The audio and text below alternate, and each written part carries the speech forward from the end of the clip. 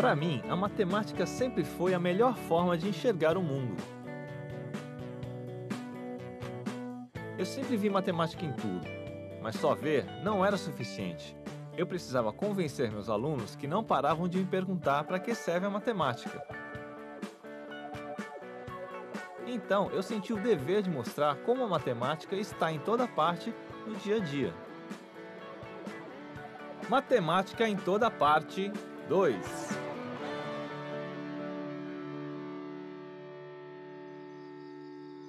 O zoológico é um lugar fantástico para quem gosta dos animais, porque ali a gente encontra uma verdadeira coleção da biodiversidade cheia de riquezas e curiosidades. E claro, cheia de matemática.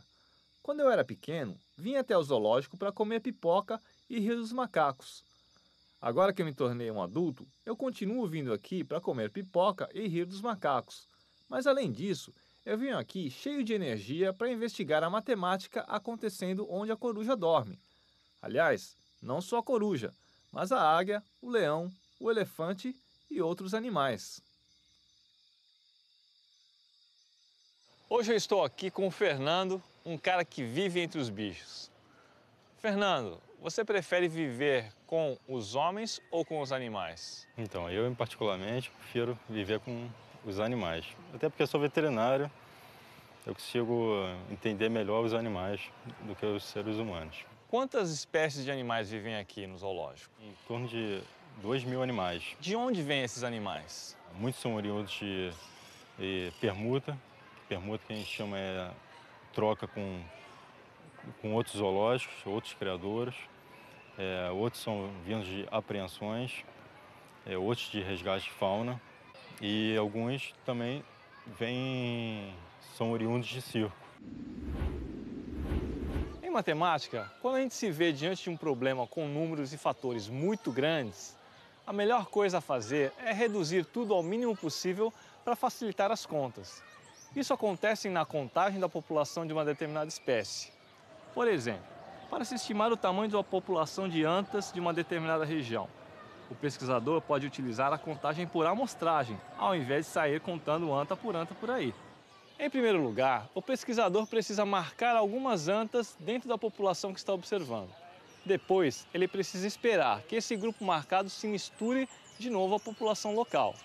Após esse período, o pesquisador precisa capturar mais algumas antas, talvez algumas delas já estejam marcadas, e isso significa que elas estão sendo recapturadas.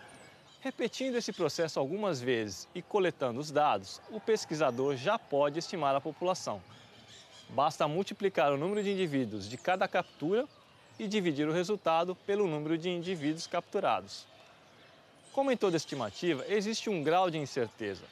O pesquisador deve levar em conta essa margem de erro para chegar a uma estimativa bastante confiável. O uso da contagem por amostragem auxilia o monitoramento das espécies ameaçadas de extinção. Muitas vezes, animais ameaçados de extinção são levados para os zoológicos para se reproduzirem em cativeiro e ainda promoverem a conscientização da população para o problema da extinção.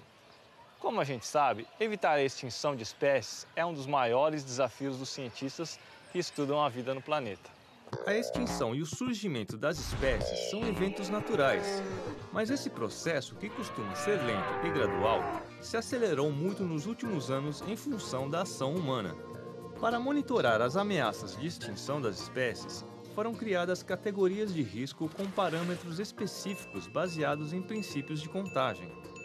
Para que uma espécie se enquadre na categoria denominada em perigo, que é uma das mais graves, por exemplo, basta que essa espécie satisfaça a um dos 5 critérios estabelecidos pela comunidade científica. O primeiro critério é o da redução no tamanho da população. Este critério é avaliado a partir de índices que variam de acordo com o tempo que os cientistas investiram na observação das comunidades dessa espécie e as causas da redução de sua população. O segundo critério é a distribuição geográfica, quer dizer, de que forma os elementos dessa espécie se distribuem pelo território analisado. O terceiro critério parte do número de indivíduos adultos dentro da população da espécie. Uma população adulta menor do que 2.500 indivíduos indica perigo à espécie. O quarto critério parte do número de indivíduos maduros dentro da população total. menos de 250 indivíduos maduros também indicam perigo. O último critério é a análise quantitativa da probabilidade de extinção. Se o resultado dessa análise mostrar uma probabilidade de extinção de pelo menos 20% dos indivíduos dentro de 20 anos ou 5 gerações, isso é considerado como sinal de perigo. Com o auxílio luxuoso da matemática na definição desses critérios e com os resultados de muitas observações, os cientistas podem monitorar o nível de ameaça de cada espécie, buscando encontrar soluções para reverter os casos mais críticos. Com o passar do tempo, os zoológicos, que eram um lugar de puro entretenimento, quase uma vitrine de animais vivos, passaram a ser centros de pesquisas e educação fundamentais para a proteção da biodiversidade no mundo todo. Só esse zoológico aqui tem mais de 2.000 animais recebendo todos os cuidados para que cada vez mais pessoas conheçam e ajudem a preservar a fauna. Agora, cá entre nós, esse povo daqui deve ter um trabalhão para organizar esse monte de bicho, não é não? Passear pelo zoológico pode ser um belo programa de domingo com a família. O que a gente muitas vezes não percebe quando está distraído na fila do ingresso ou do cachorro-quente é que tudo no zoológico tem um porquê. Cada bicho, cada jaula, tudo está num lugar que foi escolhido a partir de critérios bem definidos. Eu ainda não sei quais são esses critérios, e o que eu quero fazer agora é desvendar a matemática que existe por trás da organização do zoológico.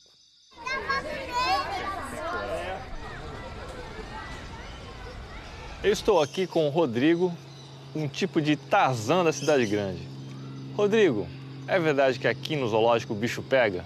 O bicho pega. A gente tem que tomar cuidado porque a maioria dos animais aqui são selvagens, né? Então a gente tem que usar equipamento de segurança, enfim. Pega mesmo. E vem cá, você tem um animal preferido? Bom, eu trabalho com aves aqui, né? A minha preferida é a suindária, uma coruja branca. E antes de você trabalhar aqui, você já gostava da coruja? Sim, sempre gostei. Desde criança eu gosto muito de bicho. Ela sempre foi minha preferida. E como é que vocês dividem os animais? Bom, aqui a gente divide em 3 grupos, né? Mamíferos, aves e répteis e anfíbios. Apesar de serem 2 grupos, a gente uniu num grupo só. Existe alguma característica em comum nesses grupos que você citou? A gente pode citar uma interessante, né, entre aves e mamíferos, que é a termorregulação, é a capacidade, né, de termorregular, né? O que é isso? É manter a temperatura corporal.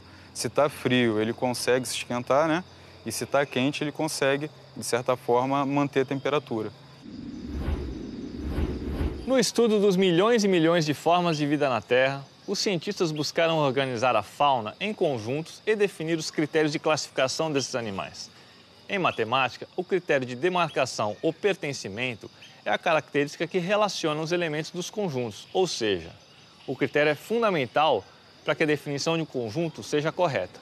Dentro do conjunto dos seres vivos que tem mais de uma célula, os chamados pluricelulares, a gente pode adotar alguns critérios para criar subconjuntos. Por exemplo, os animais e os vegetais. Eles compõem diferentes subconjuntos dos conjuntos dos seres pluricelulares. Os animais são heterótrofos, quer dizer, eles precisam de fontes externas de alimentação, enquanto os vegetais são autótrofos, quer dizer, eles produzem seu próprio alimento através da fotossíntese. E os subconjuntos também podem ser divididos. Dentro do subconjunto dos animais, a gente pode estabelecer um critério de classificação, como por exemplo, os animais que se alimentam do leite materno quando filhotes. Agora a gente tem um novo subconjunto, que é o dos mamíferos.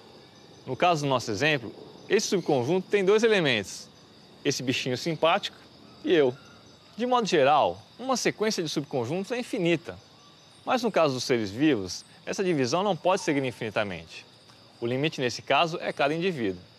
A teoria dos conjuntos é utilizada na biologia justamente para ajudar na divisão e estudo das espécies.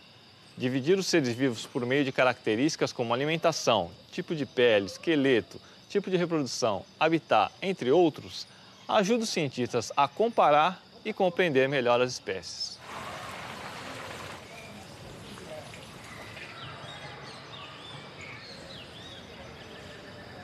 Quando a gente pensa nos bichos, a primeira impressão é que cada espécie pertence a apenas um conjunto.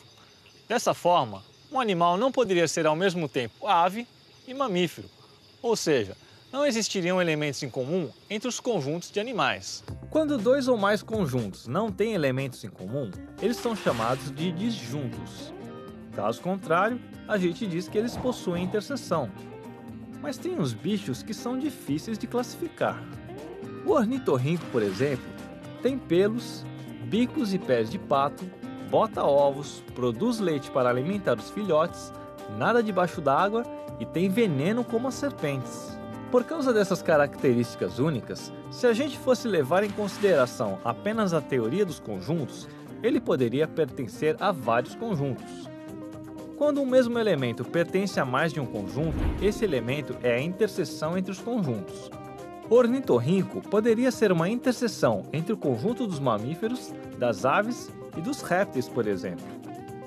A discussão sobre a classificação do ornitorrinco ainda rende muitas polêmicas entre os estudiosos dos animais. Eu não vou dar palpite nessa história. Para mim, que estou no zoológico, passeando e investigando a matemática dos bichos, basta saber que o ornitorrinco, além de render muito assunto, é uma figuraça.